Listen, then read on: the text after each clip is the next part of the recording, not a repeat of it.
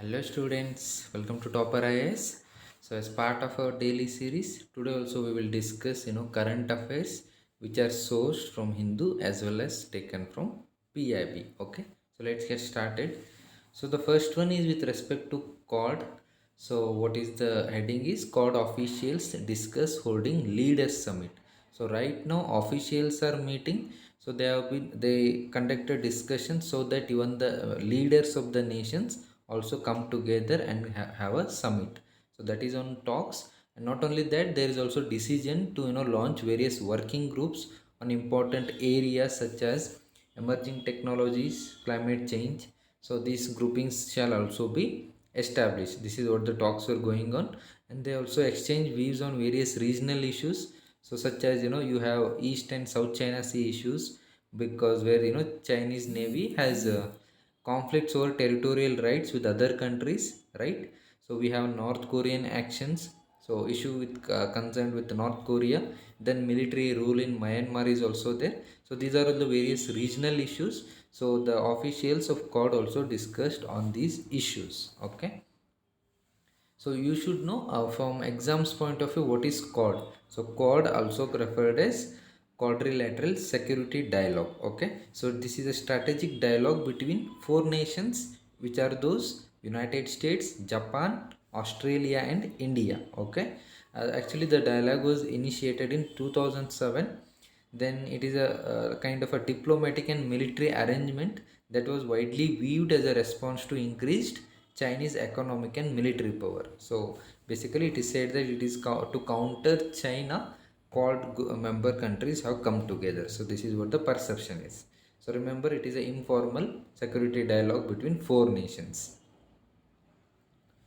Then next news is with respect to survey conducting for elephants and tigers. So common survey to count elephants and tigers. See, basically tiger survey in India is usually conducted once in 4 years, and you have also have elephant survey which is conducted once in 5 years. Okay, so what they are now trying to do is from December India will remove to a system that will count tigers and elephants as a part of common survey. So single survey will be conducted, and as part of that you will be conducting both counting tigers as well as elephants. So why this is done, what is the benefit of doing it, is like almost 90% of the area occupied by elephants and tigers is common. So once you do at once based on certain established standards, so much amount of cost has been saved. So instead of doing a double work, one survey is enough to count both, because almost 90% of tigers and elephants are found in the same place. Okay, so that is what they are now going for, a single survey to count both tigers and elephants. And apart from that, certain basic things, facts related to tiger and elephants you should know. You see, like most recent tiger census, accordingly India has around 2997 tigers in India, and recent count of elephants says that there are around 29964 elephants in India. Remember this. And Asian elephants are listed as endangered in IUCN red list of threatened species, and almost 60% of world's elephant population is in India. So from static factual point of view, you should remember these kind of data as well. Then next one is with respect to Pakistan. So Pakistan has successfully test fired nuclear capable ballistic missiles. Okay, so the name of the missile is Ghaznavi. So and it has a strike. It can strike targets up to 290 kilometers. So remember this, because nuclear weapons are used as a deterrent, for a security purposes. So India also has nuclear capable ballistic missile. Now Pakistan.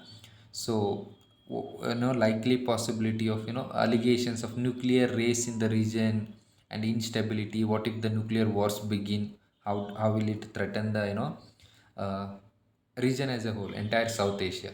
So from that point of view, you remember India also has nuclear capable ballistic missile, and Pakistan also has now.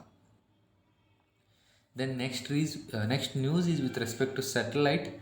See, actually, there was a GSLV F10 rocket. So what it was carrying out to place Earth observation satellite 3 into the space, but the mission has failed now. Okay, so GSLV F-10 rocket, which was blasted off from Satish Dhawan Space Center at Sriharikota. What was the purpose of this rocket? Was to launch Earth observation satellite called EOS-3. Okay, but the mission has failed.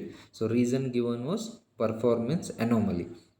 So actually it's three stage engine, it is solid, liquid and cryogenic. So the first and second stages worked normally. However, when the third stage, as I said, cryogenic upper stage, it failed over there because ignition did not happen. So there was a technical issue. So ignition could not happen. Third stage did not begin. So that is why the mission got failed. See, cryogenic we mean in this stage the fuel and oxidizer which are used, they are stored at extremely low temperature, more than minus 100 temperature, almost minus 180 degree and all. So remember, cryogenic, the fuel and oxidizer are stored in extremely low temperatures. Remember that. Then EOS-3 was actually intended to be positioned in geostationary transfer orbit initially. Then from there it will move on to geostationary orbit. So we will see what is geostationary orbit. It is expected to, and what was the purpose of EOS-3? So meaning itself says Earth observation satellite. So you are going to observe phenomenon that take place on Earth, like taking real time image of natural disasters like floods, cyclones and various episodic events, landslides and all this kind of stuff. So that is why it was we were planning to set launch this Earth observation satellite, and it had the lifetime of almost 10 years, but the mission got failed. Remember that.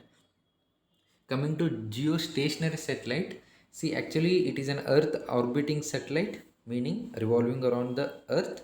So it is placed at an altitude of approximately 35,800 kilometers. So this is directly over the equator. So it revolves in the same direction the Earth rotates. So at this altitude, what happens is the orbit takes 24 hours to rotate around the Earth. Okay, we call it revolving around the Earth. So this is same length of time as the Earth requires to rotate on its own axis. So because of this, they are continuously rotating. So you have planet rotating, then around that you have satellite rotating. Okay, they are taking the same amount of time. So because of that, the planet the satellite appears to be stationary from the ground when it is seen.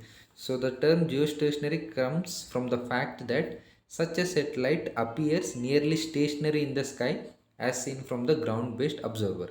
Why it appears stationary? Because Earth is also rotating, this satellite is also rotating around, revolving around the Earth. So they are taking the same amount of time. That is why it appears almost at the same location. So that is why we refer it as geostationary satellites. Remember that. So that's it for today. You can download the PDF of this document in the link that is shared below, and do download Topper Eyes Institute app so that you get access to n number of these videos which will help you in your UPSC preparation. Thank you.